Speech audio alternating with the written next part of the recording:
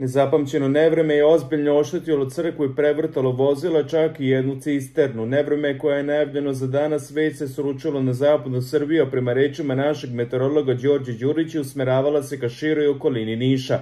Međutim, malo ko zna i seća se da pojava ovakvih oluja nije novitet. Naime, supraćelijska oluja 2014. pogodile selo Šopić kod Lazarevca. Snažan vetar odneo čitave krovove sa domova, a najstariji meštani kažu da ne pamte da se nešto ovako dogodilo u njihovom kraju.